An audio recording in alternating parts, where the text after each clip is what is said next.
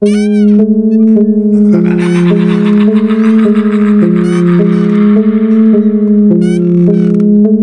air in Liam's beat-up car was thick with the smell of cheap energy drinks and youthful excitement. Beside him, Maya scrolled through her phone, a half-eaten bag of chips spilling onto her lap.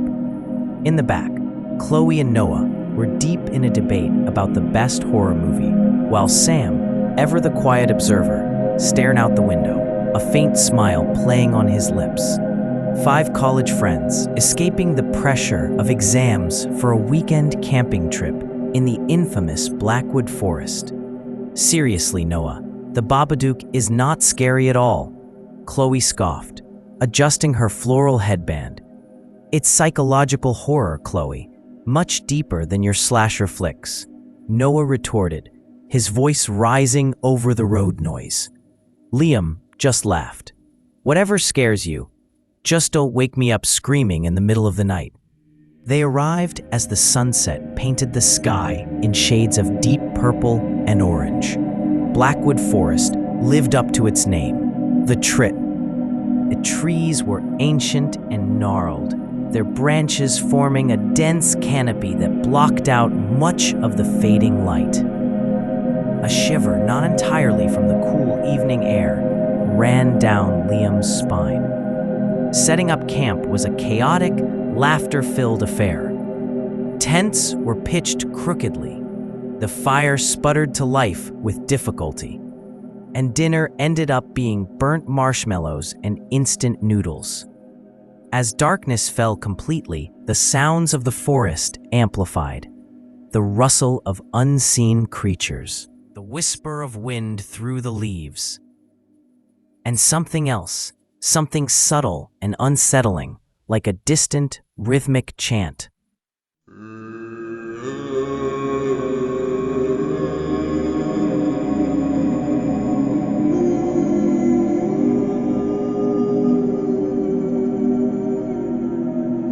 Do you guys hear that? Maya asked, pulling her knees closer to her chest. Noah, ever the skeptic, scoffed.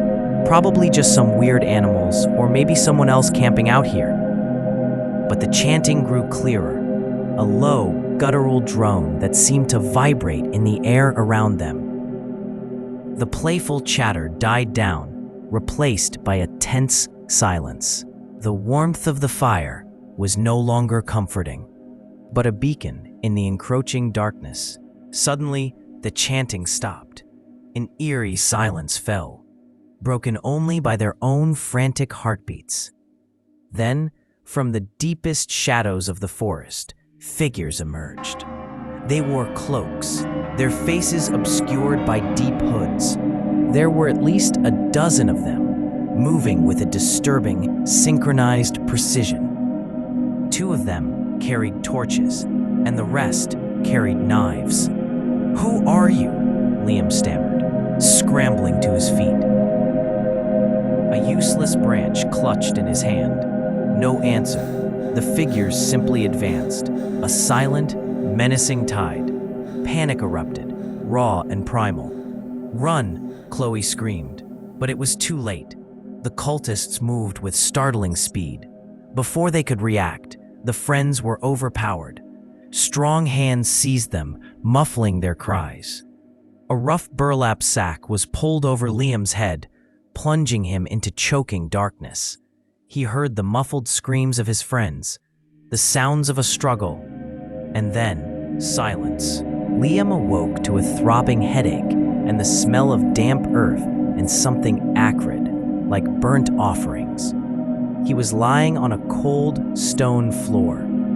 When the sack was roughly yanked from his head, he blinked against the dim light, his eyes struggling to adjust. He was in a large, circular chamber, carved deep into the earth. Strange symbols, etched into the stone walls, seemed to writhe in the eerie glow of oil lamps. In the center of the chamber was a raised stone altar, stained dark. His friends were there too, bound and gagged, their faces pale with terror. Maya was crying silently, tears streaming down her cheeks. Chloe was rigid, her eyes wide with horrified realization. Noah's usual bravado had vanished, replaced by a vacant stare. Sam, ever quiet, seemed to have withdrawn completely into himself. The cloaked figures moved around them, their movements precise and deliberate. One, taller than the rest, and wearing an ornate, skull-shaped mask, stood before the altar. This was their leader.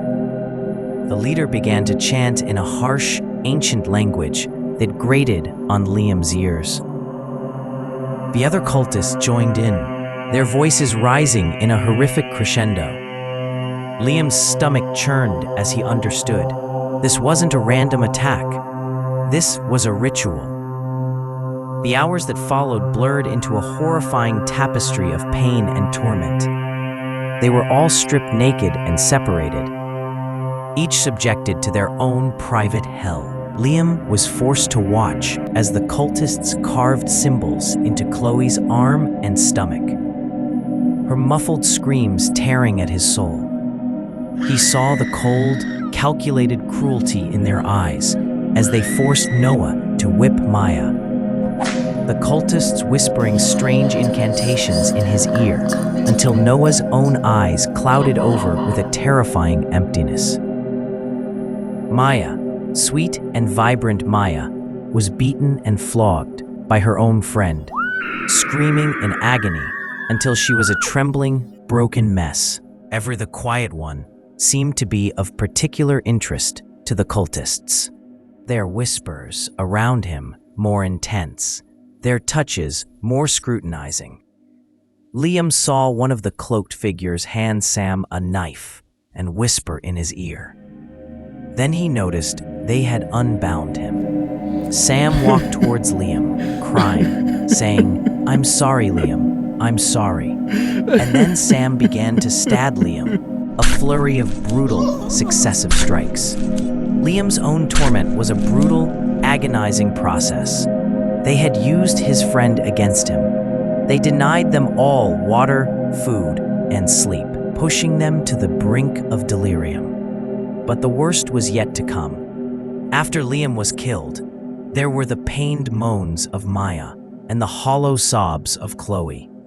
There was the blank stare in Noah's eyes, the way his body had gone limp and lifeless. And Sam. Sam was no longer Sam. His eyes held a frightening, distant glow, like the embers of an ancient fire. As dawn began to break, slivers of faint light found their way through a small opening high in the chamber. The cultists gathered the friends together again. They were weak, broken, mere husks of their former selves. The skull-masked leader approached the altar. "The harvest is complete," the leader intoned, his voice resonating with an unholy power. "The vessels are ready. The old ones shall awaken." Liam's mind screamed, but no sound came from his throat. He saw the glint of a ceremonial dagger in the leader's hand, saw the empty eyes of his friends, and he knew, with a terrifying certainty, that this was the end. The worst had been done, and the ritual was about to reach its gruesome climax. Blackwood Forest, once a symbol of escape and freedom, had become their tomb.